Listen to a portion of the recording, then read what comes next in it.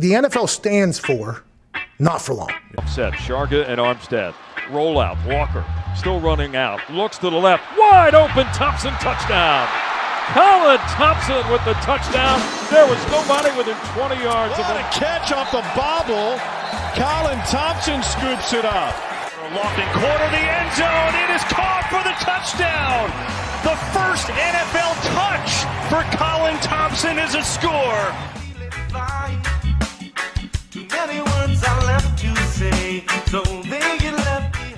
What is going on, everybody? Welcome back to another edition of the Colin Thompson Show, coming to you live, Jackie boy, from Annapolis, Maryland. Hope everybody's doing great out there. Appreciate everybody tuning in and supporting my show, Colin Thompson Show, Not For Long Media. Breaking news at the Colin Thompson Show. Yes, Torrey Smith, the Super Bowl champion, not the Colin Thompson Show, Not For Long Media. Breaking news at Not For Long Media.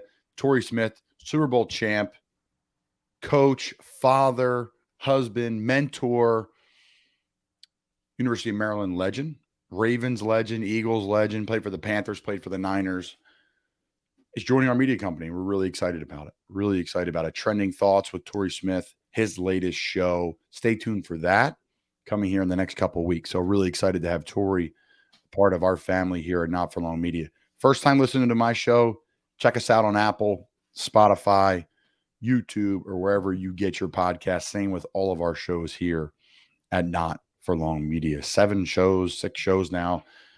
Jack and I are losing count. It's been quite the run here for the last 2.5 years, I guess we're getting to. So it's been fun and it's been great. And I can't thank everybody enough, including our friends over at the original Fudge Kitchen who ship fudge and sweet treats across the country. Listen, folks, it's summertime. You know the drill.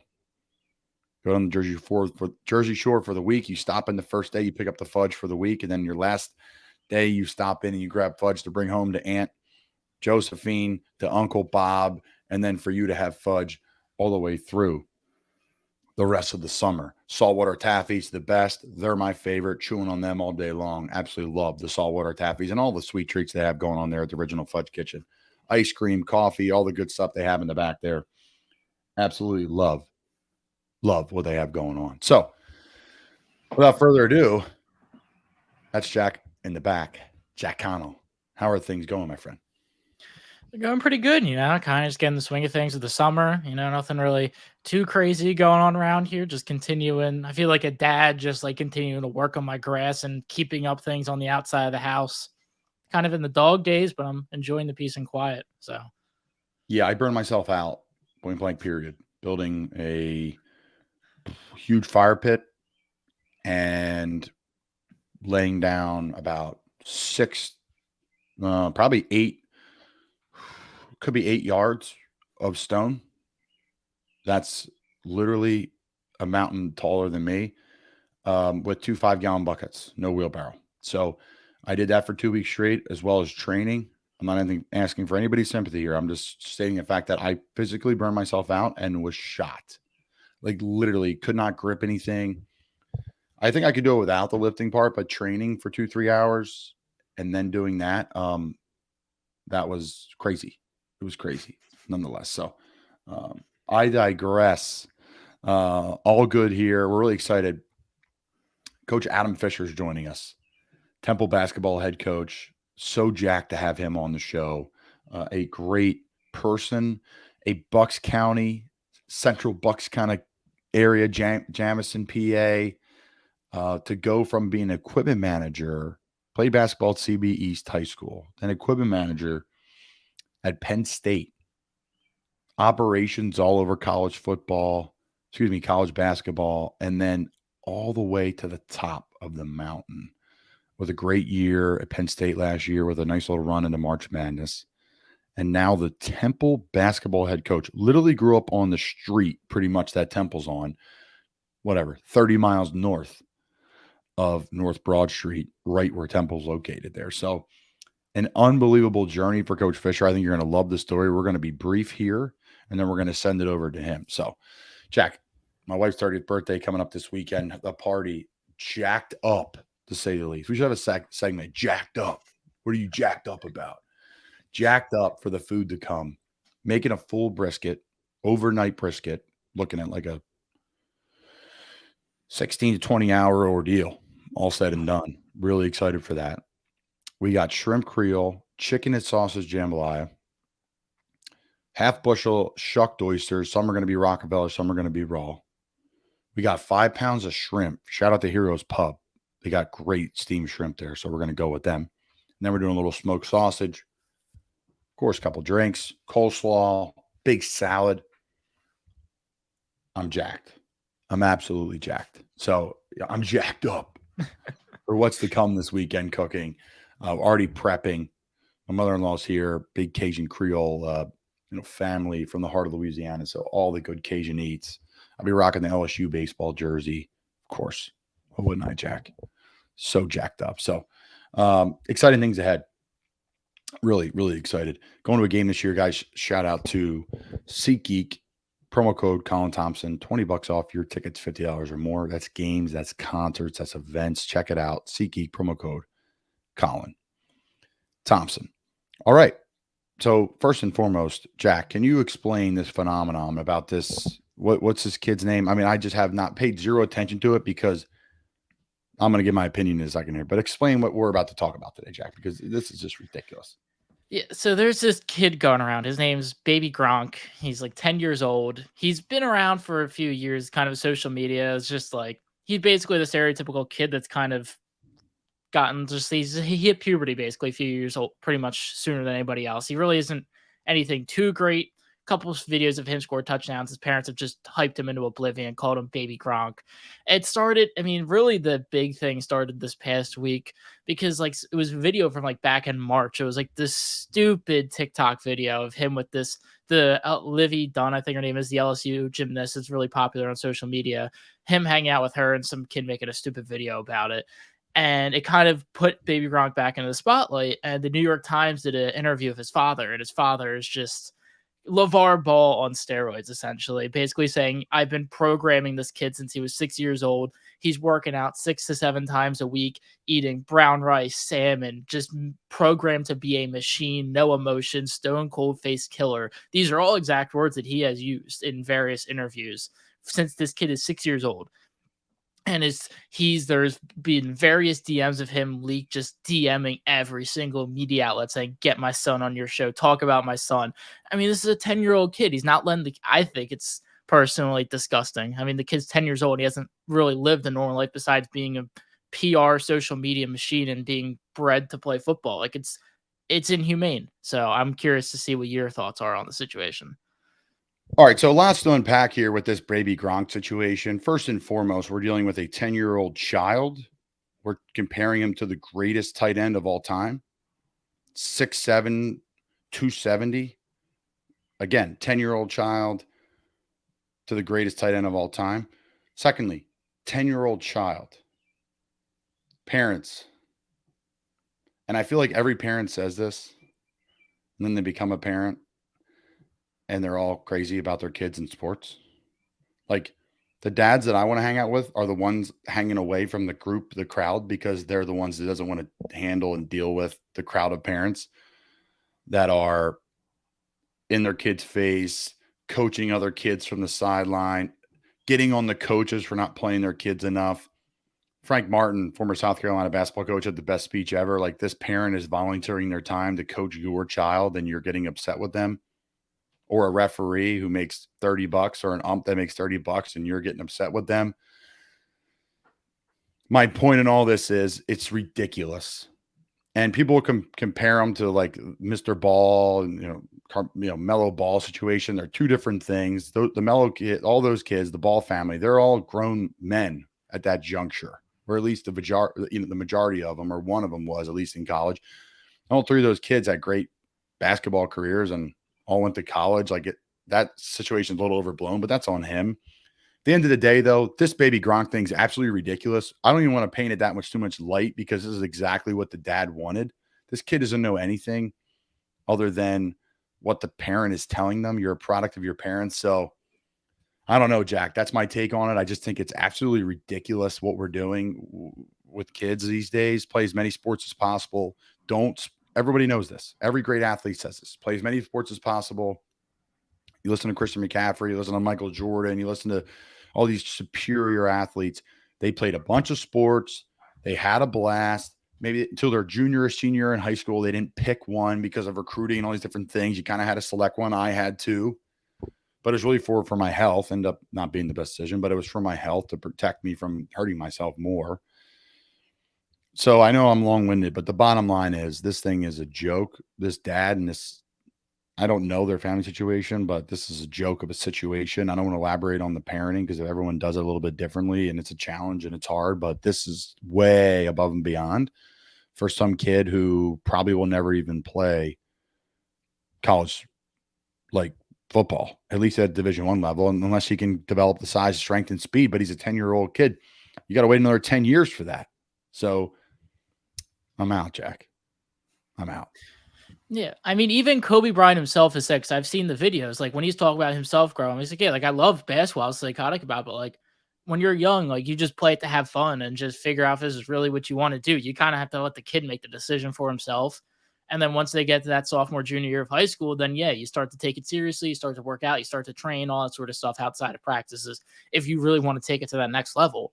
I mean, if some of the greatest, like you said, if all the greatest athletes are all time are kind of saying the same thing, I think there's a kind of obvious track record, even if you are enormously gifted talent. Like, it's just hold off, let the kid enjoy his childhood, basically. Yeah.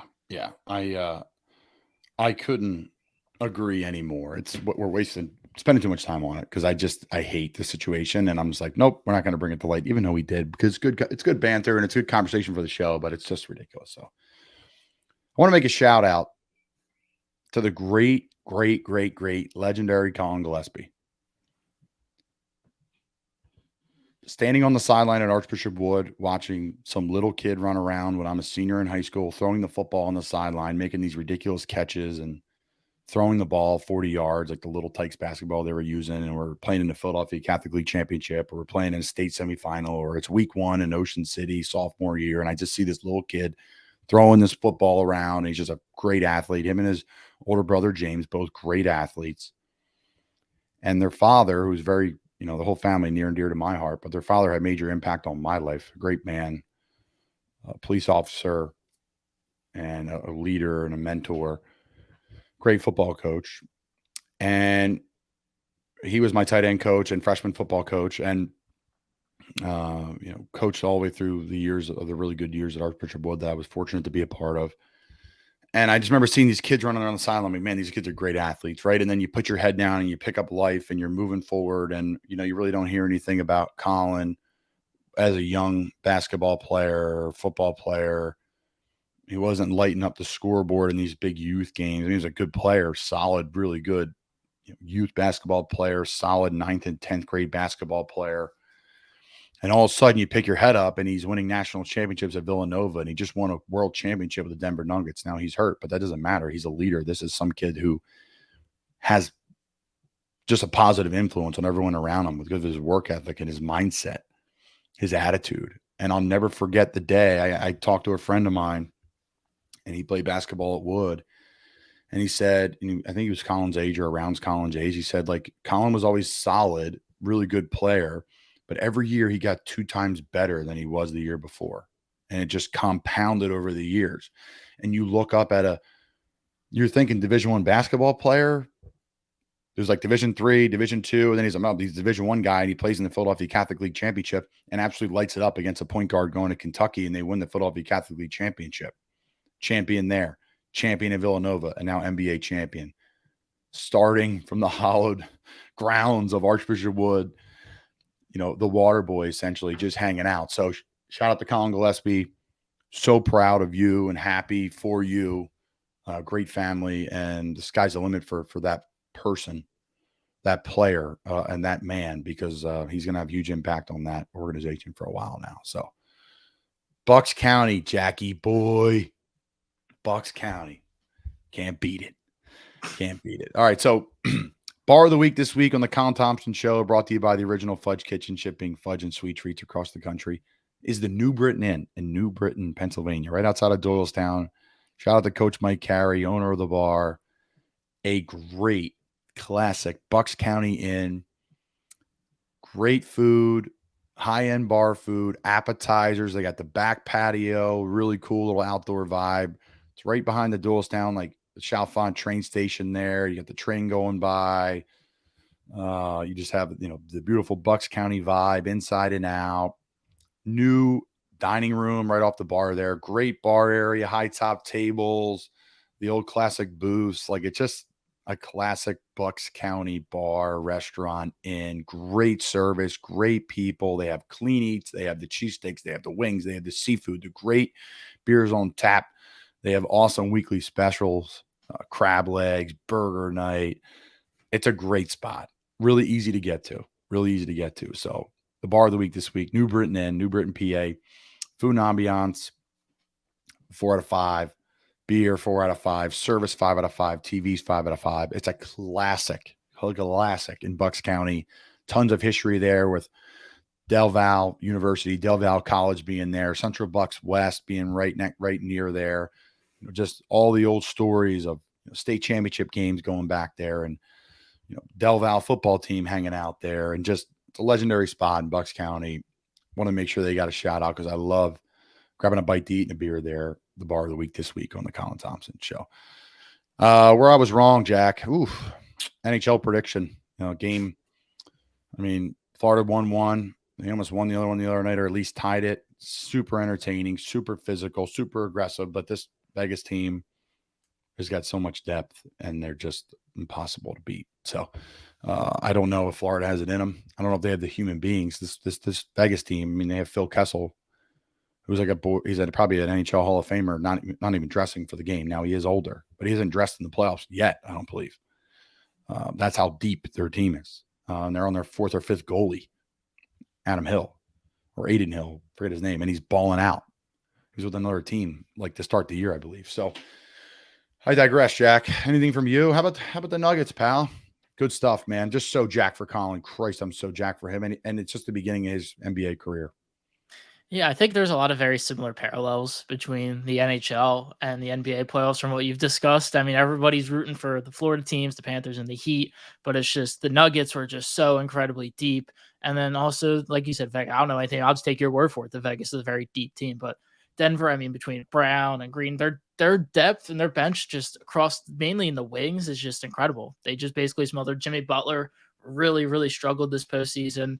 Jokic is just a different beast. I mean, it's crazy. You look at him, like, I don't know if you saw a post-game press conference. They're asking him about the parade, and they're like, when's the parade? He's like, Thursday. He's like, I want to go home. Like, I don't want to be here, which I understand, but it's just like crazy. Like, that the guy is wired different. And it's really interesting to see. I mean, this is a team that's really not going to be going anywhere. Jamal Murray, Jokic, they're all very young. They're all locked in long-term. They're going to be around for a while. I mean, literally, it's crazy. There's one thing I've never seen before. In the middle of the finals, like game 4, game 5, they made a trade. They traded with the Thunder for draft picks, which is, I get it, but it's just wild. Like, I've never seen a team in the championship also making moves like for the offseason. Usually they wait at least a week or two, but now all the eyes in the NBA will shift towards John Morant and that whole situation, start preparing for the NBA draft as a bunch of trade rumors continue to swirl around Scoot Henderson and where he might end up. Bradley Beal to the Sixers. Jackie. No, you don't want it. Jack doesn't want it. It's impossible. Bradley Beal is tied with Ben Simmons for probably the worst contract in the NBA. He's a fringe all-star caliber player at this point. He's going to be entering the end of his prime, and he is due about $55 million a year for the next 4 years. It's impossible to get that contract, and let alone just make it work with the current state of the team. It's just the Sixers are torched. You're telling me they're torched. You're telling me they're going to finish 3rd or 4th in the East for the next 4 years. Let's be real. And they're just going to have to get lucky and go on a run. That's really what's going to happen. Let's just be frank. Yeah, pretty much. I mean, I'm not disagreeing with that, but it's just the logistics of that trade is impossible because torched. Unless Washington wants Tobias Harris and 1 first-round pick, a team will be desperate enough to push at least 2 first-round picks and have an awful contract. Like maybe, honestly, Brooklyn. Like that could be an ideal potential trade partner because Brooklyn doesn't own any of their first-round picks, and they have multiple from Phoenix. They have Mikal Bridges. They're going to want to stay competitive, maybe give Beal another shot. That is a potential route. That's the only real ideal route I see for Bradley Beal because he also has a no-trade clause, I believe. So he's not going to want to go somewhere where he can't win. You know, so it'll be interesting to see how that shakes out. We'll see. Not on the next episode of the Colin Thompson Show. Good stuff, guys. I hope you enjoy Coach Fisher. I mean, you're talking. I was so excited for Aaron McKee, and I'm so bummed it didn't work out. Loved Aaron as a Sixer. Loved him as an Owl. I loved him as an Owls coach. Like, I really was excited for that. It just didn't work out. But Coach Fish, like, completely opposite than Aaron. Aaron went to the NBA Finals. Was a part of a really good Sixers team for years. Played at Temple. I mean, but this guy, I love the fact that he's been all over. Operations, equipment manager, assistant coach, head coach. Awesome stuff. And he can recruit locally. I mean, we'll find out, I guess. I'm excited for Coach Fish. I hope you guys enjoy the episode. That's Jack Connell. I'm Colin Thompson. Again, thank you for supporting Not For Long Media. Thank you to our sponsors. And bottom line, check out all our shows because there's more coming in Not For Long Media. Enjoy Coach Fish. I am proud to say we have a Bucks County native, Temple head basketball coach, Coach Fish. Thanks for coming on the show. No, it's great to be here, Colin. Thanks for having me, man. Man, I'm so jacked up to have you on. When I saw you got signed, selfishly, I'm like, I got to have him on the podcast. So shot you DM. You got right back. I really appreciate it. Really do. I thought you were in the transfer portal at first. That's why I responded right away. You thought I was some kid. Yeah, hey, coach, here's my highlight video. Yeah, I thought you were going to get me 14 and 8. I was like, I got right back right away. I saw the NFL stuff. I was like, I know who he is. So, Coach, 14 and 8. Yeah, no, not for me, coach. I think my free throw shooting percentage in high school was like 20%. I mean, we got great player development here. We'll help you. We'll help you, Colin. We got you. I was probably best rebounder and passer for a bigger boy, but coming off a football field and lifting, my finesse around the rim wouldn't get decent until the end of the season, and then we'd already be in like the middle of 7-on-7 football. So they're like, hey, listen, offers are coming in. You're done playing basketball, which I regret. I wish I would have played. I would have stayed leaner. I would have stayed more mobile. I ended up rolling my ankle actually in a dunk contest, like against Mike McGlinchey and all these different football guys up in probably, let's say, Warm. That's probably right near you in Jamison, where the Wawa is now. Oh, yeah. Yeah. Right across the street from there is where he lived. I rolled my ankle, ended up like breaking my feet. Is this whole story. Podcast not about me today, but all because I made a promise. I stopped playing basketball. Then I did a dunk contest, rolled my ankle like crazy. And then my career went to disarray. I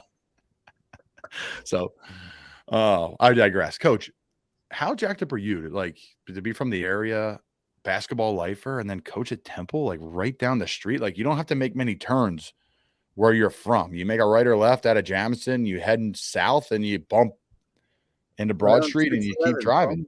There you go. No, it's Colin, it's unbelievable. My family and I are just thrilled to be here.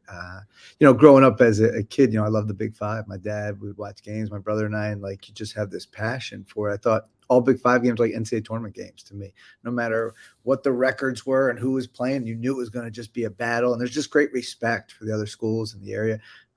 This is, people always say it, right? It's so cliche. This is my dream job. But, being from Bucks County, Temple, I mean, it doesn't get better than this. It's I joked with my in-laws. My wife and I met in Miami. She's also from Bucks County too. So, shout out there to Bucks County, Council Rock High School, Ivyland. And, we started this journey 1,200 miles away. We went to State College. We were about 210 miles, and now we're about 20 to 22 miles. I told them, the press conference too, this is as close as we're getting. So buy a house. We're going to be here for a while. And, but we're excited. What a, just the tradition, as you know, Colin, of this place, the unbelievable players. That's what's made this program. That's why we've reached out to so many. And then all the unbelievable coaches. Like, I joke all the time, like when Coach Dunphy and Coach McKee said my name for the first time on the road, I was like, Aaron McKee and Fran Dunphy know my name. Like, you're like, wow. And now I'm calling them for advice. Hey, and they've been awesome since I've gotten the job and before. Both have been just great resources.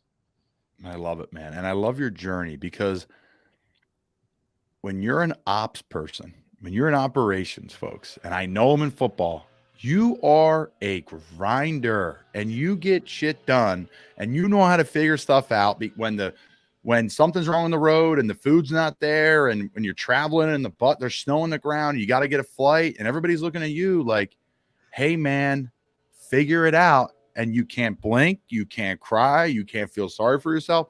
All you have to do is put your head down and make your phone calls and your connections and use it. And you were an ops guy. And that's how you started, or that's throughout your journey. Yeah. But I want to go back to high school playing, and then you transition into college, not playing for Penn State, but working in a managerial role.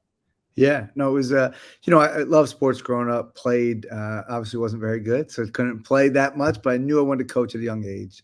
Derek Wright was a high school coach at CBS at the time. Great person, great family guy. And, obviously his brother is Coach Wright, Jay Wright at Villanova, was at Villanova. Now, CBS Sports, he always jokes with me. And, after I went to Penn State to be a manager, it was a transition. You're used to practicing and playing, and now you're wiping up sweat and you're getting Gatorade, and you're just, that taught me early on, you just got to do whatever it takes. And, my family owned a hotel and restaurant in Warrington, PA. It used to be called the Warrington Motor Lodge on 611. So, my dad and my grandfather and my family really taught me what hard work was. He made me learn every asset of the job. Like, I was in the back and scrubbing pans and this and that. I'm like, man, come on, we own this. I should be a waiter. Like, what are you doing, man? I can't be back here. Dad, I'm like 12 years old. My dad's like, yep, you're going to learn every aspect. So, that's what I learned was hard work. And then, you think you're gonna get promoted and then you become a busboy. I'm like, come on, Dad. Like, all right, now I'm a busboy. Like, come. Then I became a waiter. And, that's how he wanted us to learn, my brother and I. So, I think switching over to that manager role, that stuff helped me. It was a transition, but I just wanted to be a sponge. Jerry Dunn was the head coach at Penn State at the time. So that was exciting for me to kind of learn from him. And then Coach DeCellis, who's now the head coach at Navy, who's been a great mentor to me. Those guys were great. I told them I wanted to coach. They thought I was nuts. And probably like every manager, like, okay, we get it. You want to coach. But, guys like Dan Earl and Kurt Kanaski let me stay in their offices and watch scouts with them and listen to them on the phone with recruits. And I just tried to be a sponge throughout my career, wherever it was, just learn and continue to learn. And when you work for some Hall of Fame coaches, it really helps you prepare to become a head coach.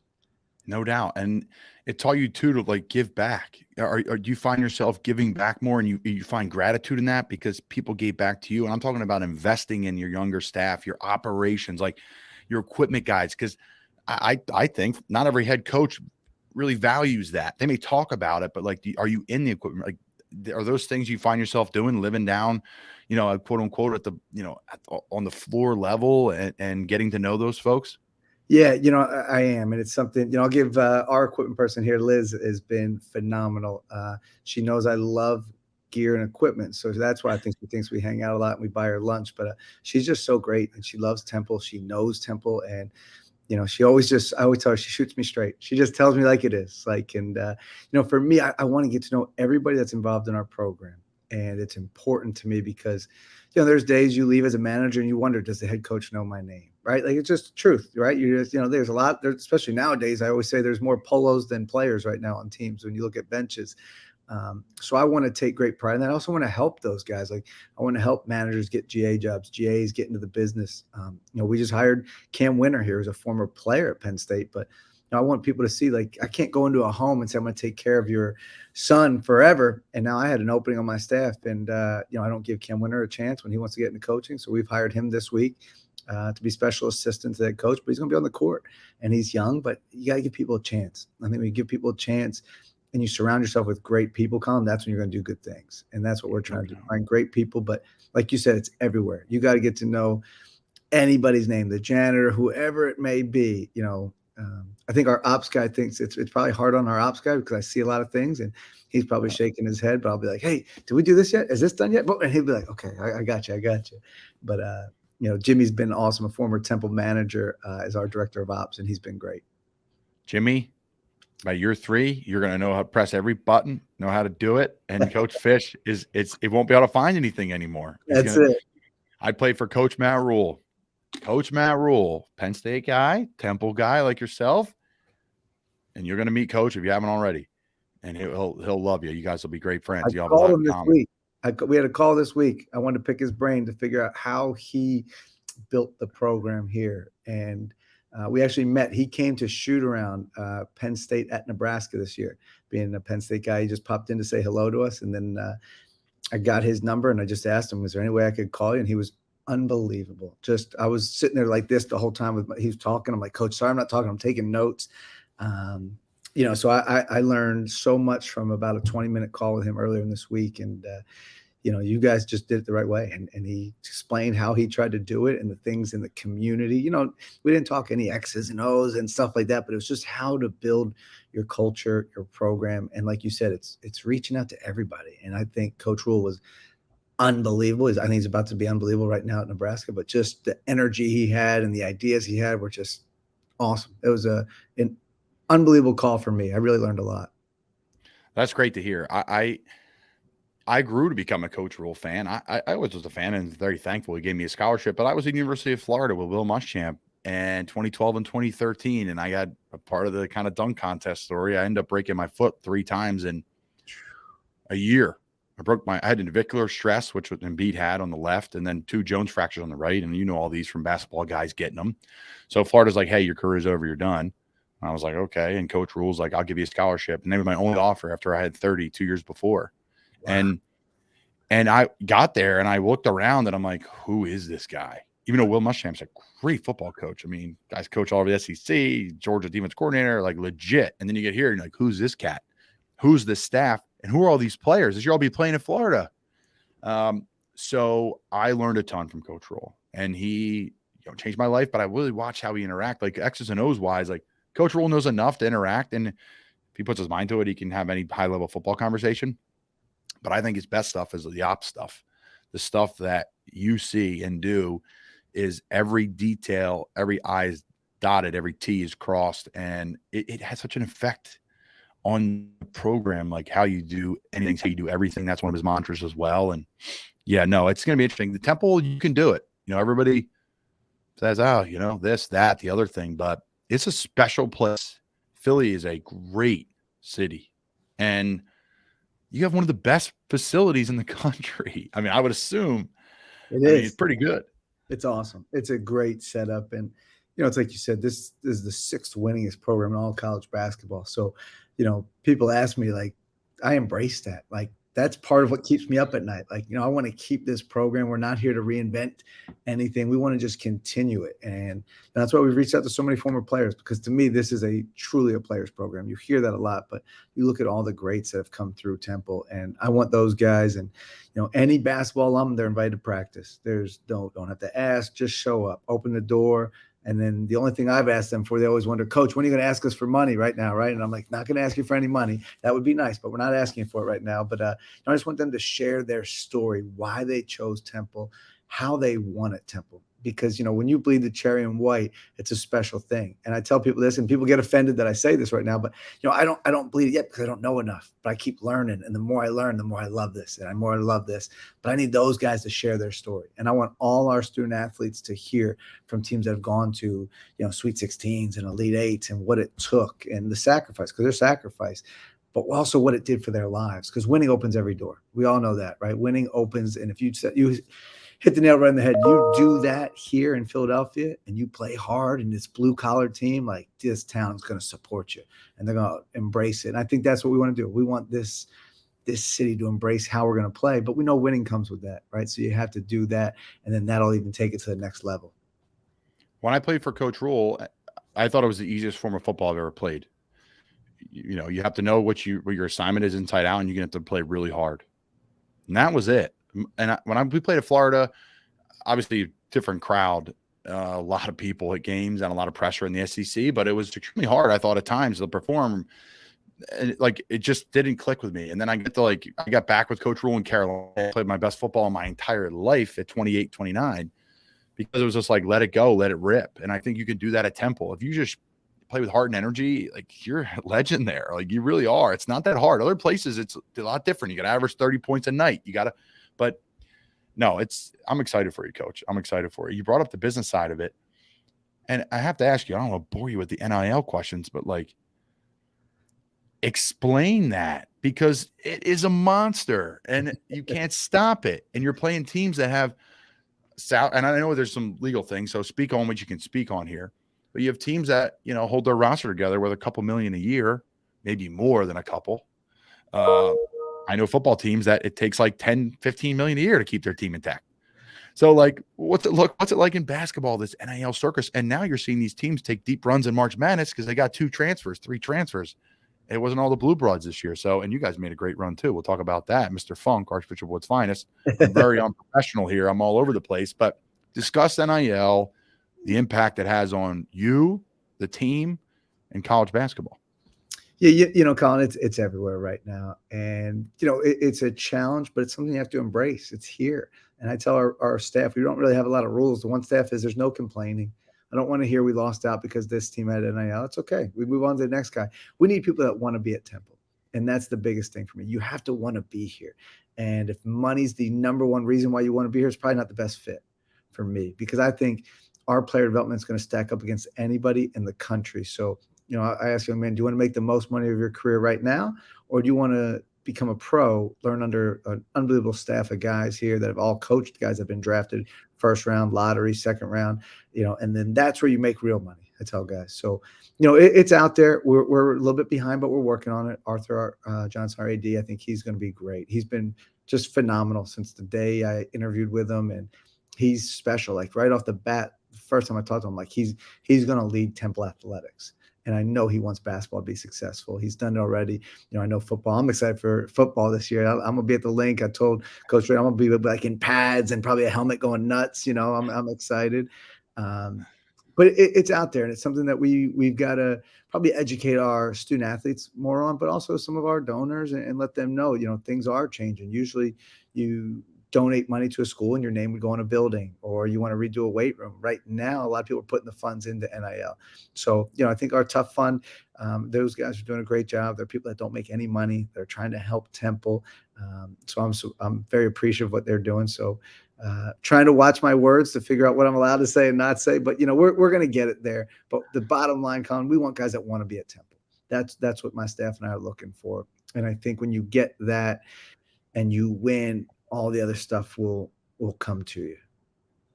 Oh man, I love that. It's such a professional answer, and this skirting around all the tough questions that you're going to get. I don't even want to talk about this because these are the questions you get at the podium. Take me back to your journey though, Coach. Like, how do you end up at Villanova as a grad assistant after your time at Penn State? And what was that like working under Jay Wright and like getting to be back home again and figuring things out on this journey of coaching?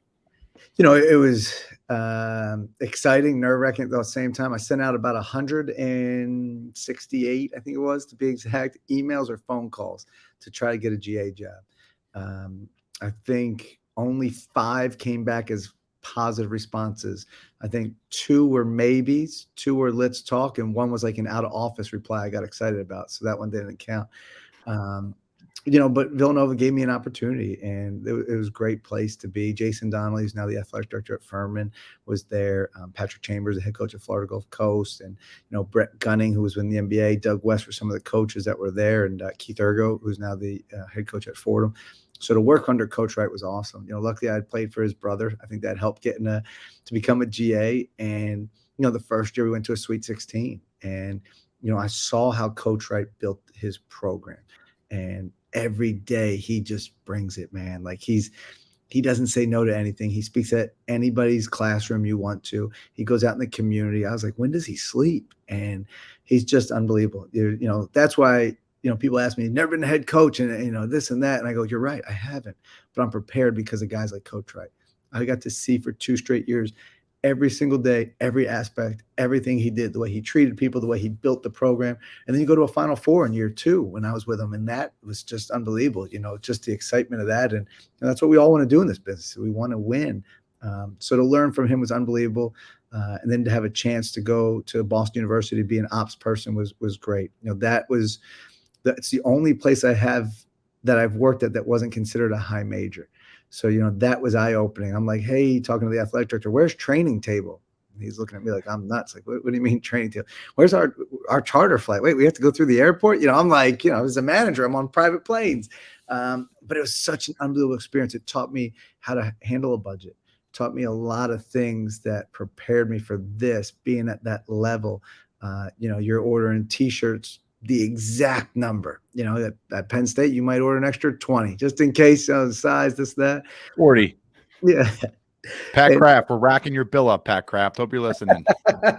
I hope Pat's watching right now. I hope he's watching. He'll tell me he's one of the Pat's the best. He'll tell me, yeah, I'm listening to the show. He ain't listening to anything, but I appreciate He's you, going to Pat. come to a Temple basketball game. Him and Adam Miller and Vinny. I want to make sure all three know that they're going to be at a Temple basketball game this year. They don't have to wear any cherry and white. I get it. They'd be neutral, but they were so great. I know we're jumping all over the place, but they were great. The short year with them, but just great people. And they're going to do amazing things at Penn State. He has a vision that's just incredible. And the energy he brings every day, it's just contagious. Like if you're not bringing energy with him, like good luck. And, he was there for us when we lost this year. Hey, keep your head up, man. We're going to be fine. We're going to be fine. And he was there when we won. So he's been unbelievable. I got an amazing text from him when I got this job. And Adam Miller was also here as one of our closest friends. We've gotten close in a year. And, I just have great respect for them because they do it the right way. And I think where they've been, they've made the places better.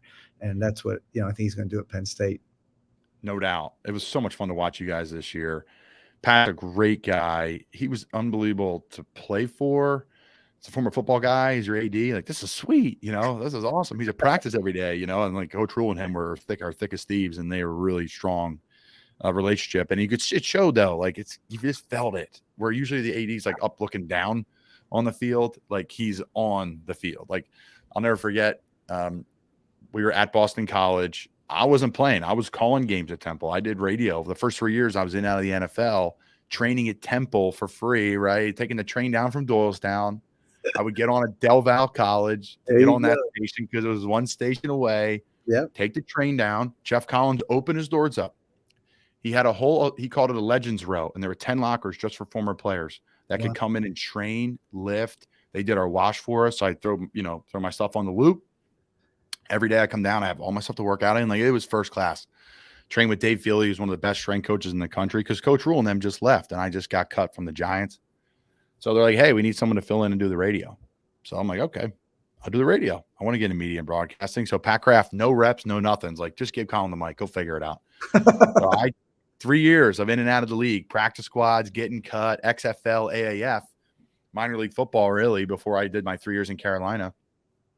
I called games for Temple. I did the sideline analyst, sideline reporting, had a blast. But we scored at BC, and Pat and I are there hugging each other, chest bumping. Like I just wanted to be near him and call the game down near him. So Pat would come to me. What are they saying up there in the booth? What's replay? And I come. So I have fond memories with Pat. I've gotten to know his whole family. Yeah, so they're good peeps. They are good peeps. But I digress. Penn State. What a run. Shout out to my boy, Andrew Funk. I coached this kid. I'm going to give myself all the credit. Joe Setti basketball camp, Archbishop Wood, baby. I think I made $50 for the week. Maybe. And I traded for him or his brother. I can't tell him apart at that point in time. One who had a great career at Army, one obviously a great career at Penn State, finished a career. But talk about Andrew Funk, because I don't want to talk about Penn State anymore. Screw Penn State. He's a great kid, man. He's as good as it gets, man. And he's someone I think I'm very close with. People ask you all the time, how do you get jobs like Temple and this and that? And it's great players. When we were 14 and 17, nobody called me for a head coaching interview. But now we go to the second round of the NCAA tournament. We're possession away from a Sweet 16, and Andrew Funk makes 8 threes in the first round of the NCAA tournament. Guys like Cam Winter, Jalen Pickett, Seth Lundy, like that's why coaches get jobs, right? That's why Coach Shrewsbury, who's an unbelievable mentor, and I think he really helped Andrew Funk a lot. And Andrew came from a great program in Bucknell, well coached. I think Coach Shrews took it to another level. He just drew up plays. He'd be sitting there at night. Oh, this would be great for Funk. And, what a great young man. What a great family. They were at all the games. The Funks are unbelievable. I always joke that he comes up for his official visit, and like we went to the restroom real quick before we left, and it's an official visit. We can pay for everything. We come back, and Mr. Funk already paid for the bill. We're like, what are you doing? But that's Pat just Kraft. Pat Kraft. Swipe so it. Pat, they owe him about like $38. All right, so just so you know, Penn State's watching. You owe Mr. Funk, but they're just great people, and Andrew's an unbelievable leader. I don't know if people know that about him. Like there's just his leadership. He's a professional already. Like when he came to us, he was already a pro. He has a pro mentality, a pro approach.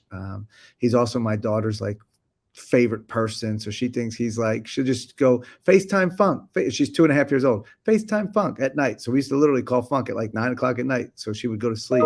can you please say goodnight? He'd be like, good night, Livy. And she'd be like, okay, good night, Funk. Boom. Like, he's just that kind of guy. He came over to the house a lot this year. I think he's going to have a great career. I think he's going to make it. I think he hopefully gets a chance in the NBA because I think he has a skill set and an approach that is going to help a team win. I love that. And I was fortunate to go to multiple schools. Like, I thought it as an advantage when I went from Florida to Temple, but really I grew up Cold Spring Elementary in Doylestown and then Hollycong Middle School. Like, I'm a public school kid. And then I made a decision for really socially, but for football, to go to Wood. And I left Wood, and I've gotten to know some amazing people from that place. Like, everyone believes in like community. I don't say everybody, but right, the people that I know, community, and they're just good human beings. Like Colin Gillespie, the list goes on of guys that I've been able to play with. We have 6 guys in the NFL now. I know them all. They're all really good men. So shout out to Wood. It's a good place. East, man, I wanted to go play East basketball so bad when my dad was a coach there. Like, that was my mecca. My dad's like, Kyle, you can average 10 and 10. It doesn't matter. You're not playing Division I if you're 6'4". Football field, you're doing fine. Go play football. So I digress. I need a good ops story because I know you have a bunch of them. And I'm going to let you think for a second here as I digress on it. Like, I'll never forget this, where we're at Temple and Coach Rule had a gallon of water for every player when they came into the hotel the night before the game. He was big on gallons of water walking around campus like crazy. Like, everyone had it in their hand, like constantly hydrating, but it was really an advanced approach. I think we didn't have it at Florida, and it was 100 degrees everywhere you did. You're encouraged to drink water. Don't get me wrong. In Florida, of course, they got water bottles everywhere there, but Temple, they didn't. So you had your $1 gallon of water, and here you're off. Well, one of the coaches, one of the ops guys, they put out distilled water, which is like got no minerals in it. I think we're playing Notre Dame. It was like a huge game. And one of the ops guys had to go out and buy like 100 gallons of water. Oh. And he's rushing around and down the block, and it was a whole thing. And coach, I mean, handled like a pro, of course, but like, that's the little stuff that, matters. And it was a funny story. There's always so many good ones. Getting stuck on the runway, police escort issues, food issues. What are some things that come to mind while you chuckle here? Yeah. From your time at BU or your next stop? I'll probably go when I was at Miami. So I always think of the worst when I'm the ops guy. So I treated it like a game. So as soon as practice would start and it was a day of a trip, I'd go in and study the itinerary, and I'd be like, okay. And I'd call all these people. The hotels hated me. I'd call the hotel like 28 times before we got there. Are the keys ready? Does that name spelled right? Boom. Okay. Boom. Whatever. So I also would always have some Reese's peanut butter cups because my mentor, number one mentor in this world would be Coach Larinaga. And he, if we ever got stuck on the tarmac, I'd have these Reese's peanut butter cups ready for him. And he knew that bad news would be coming if I gave him the Reese's peanut butter cups, but he loved them. So that was a good way for me to buy some time. But we played at college at Charleston one time. And when we came out, somebody hit our bus and like the back bumper fell off it. So I'm like, we got to get back to the hotel. It's like not that far, but how do we do this? So I ran in and grabbed a couple of the GAs, and we found duct tape. So we were duct taping the bumper back to the bus because the driver's like, I can't drive like this. So we're like taping this thing. We got rope now. We're like tying rope to it. So we got it up enough that the driver was willing to get us back to the hotel. But that was a little bit wild, a little bit like, MacGyver-ish was thinking. I thought I was pretty cool at the moment. I don't know if we ever paid for that bumper because I don't know if we knew who hit us. So I won't, I don't want to, the bus company, thank you for getting us back there. But, I think there's so many of these little stories that come up, and, a lot of times the ops guys know more something's wrong than anybody else. And you're kind of like, all right, how can we play this off? I think one time, I want to say we forgot the managers forgot to bring the uniforms, and you get ready, you're in the locker room, they got to rush back. And, I was a former manager, so I'm going to take the hit. I'm the ops guy. That's on me. And, just things like that come up and you laugh now, but absolutely not funny at the time. And you think the world's over. And that's what I learned from Coach Shrewsbury, though. If it doesn't affect winning, don't worry about it. Don't worry about it. Move on. If it doesn't affect winning, move on. Thank you to all the amazing ops people in this world. You guys hold it together. People have no idea. Like, the sky is falling. You have 100 players. Now, football is a little bit different beast because of the people and the staff. You're 100 plus. It's a lot. I mean, And it doesn't take anything from basketball. But Harry Donahue is a legend. He's in the rafters up there as a radio guy, and he would radio broadcast for Temple basketball, Temple football for decades. KYW, Harry Donahue. So Harry, like, just had crazy, like, he's like, basketball's great. Got the little private jet. We're in, we're out. There's 20 people, done. Football, this is a nightmare. He would always say, I'm like, yeah, I know, Harry. I know. So any places you've been able to hit up and get a good cheesesteak or a good bite to eat in Philly now you're back home? You know, I love Del Sandro's, so, you know, we'll swing by there. I've also been trying to talk up my favorite restaurant. People call it a gas station, but Wawa. Big Wawa guy. So shout out to Wawa. We're still working on an NIL deal. We've had some DMs. They sent me a nice care package for my wife and daughter. You mentioned them at a press conference, and boom, you get a DM. So Wawa, I hope you're listening too. Wawa. And we've been lucky. We've had some recruit visits. So recruits eat well. I explained to them this is not the normal when you go to, you know, Del Frisco's or a Steak 48. That's not an everyday. But it's been great. You know, I love State College, limited restaurants there. So when we got to Philly, my wife was excited to see like real stores again and, you know, some real restaurants. So she was excited. Yeah, Philly's a great place. As a suburb kid like yourself, I'll speak for myself. I've just been going to Philly to watch a Flyers game or a Sixers game or Eagles, whatever, Phillies. But you never went into the city, really, unless I was going to a basketball game, Temple games. But now when I got there, I'm like, wow, this is awesome. South Philly, every little part of the city. Northern Liberty is not far from Temple, and Fishtown's cool. Yeah. There's a lot of really good spots there. But cheesesteak-wise, man, I'll tell you this. And I have this – we'll follow each other on social media. I'm this goofy, the Sam Boners is hysterical. Food, eat, drink, be merry, and videotape yourself doing it. It's hysterical. I've joined this cult. It's so funny. Big social media following. And I did John's Roast Pork and I did Angelo's, the top 2 cheesesteak spots back to back. John's Roast Pork, I had it first. I thought it was the best thing in the world. Unbelievable. And then I went to Angelo's, and it was even better. So, all right, we'll try both of them. Our staff's open to them. I'm gonna try both. Coach. I went with Rob Silk, who's in your department there, fundraising. Yeah, great guy. Go with Rob. Say, Rob. All right, I'll tell him. Have him take it. He'll be like, yeah, let's go right now. I'll get the car. Like, it would love it. And then boom, put it on his dime. You got it, Rob, and go out. And sorry, Rob, go out and enjoy that, because it was a fun memory. Myself, Dave Gershon, who runs the T Club. Yeah. Temple basketball lifer. Dave is a Doylestown kid. Yeah. When you see Dave. So, Coach, I appreciate you coming on. I really do. Thank you so much. I will be watching every Temple basketball game now that you have come on my show. Regardless, I still would have watched them, but now we're really dialed in. I'm just so jacked for you from being from kind of our area. There's a ton of successful athletes and coaches from the area, and you're just another one on the list. An unbelievable story, and I wish you nothing but the best of luck. No, this was great, Colin. I appreciate it. And you're welcome anytime. You want to come to a game, practice, we got you, man. You're part of it. You did mention former basketball players only. Can the football players come too? Don't say that out loud. We'll bring out the football players too. All right. You know, after talking to Coach Rule, I feel that connection and Coach Drayton. So yeah, here we go. You make it. You guys will be in March Madness next year. Every guy will be there. It's like, dude, where were you? Guy. Email the ops guy. He'll take care of it. You know, we talked about that a lot. He'll take care of it. So email Jimmy.